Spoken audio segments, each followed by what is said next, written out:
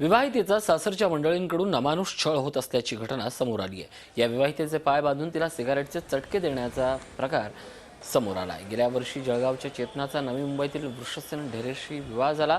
7 लाख रुपये खर्च करून हा विवाह सोहळा थाटात पार पडला। मात्र 5 लाखाच्या मागणीसाठी सासरच्या मंडळींकडून तिचा अमानुष छळ सुरू होतोय।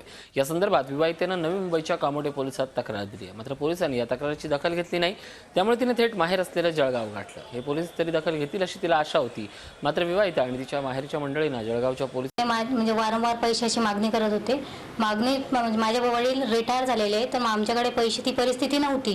परिस्थिती नसताना सुद्धा त्यांनी मला खूप त्रास दिला, अत्याचार केला त्यांनी माझ्यावर। पैसे दिल्यामुळे त्यांनी मला मान केली, माझ्या सासू सासरे नंदेने। नंतर माझ्या नवऱ्याने मला वारंवार सिगरेटचे चटके देत होता। माझ्या सासूने उलथाण्याचे चटके दिले माझ्या हातपाय बांधून। त्यामुळे मी इकडे कशी तरी आलेली माझ्या माहेरी।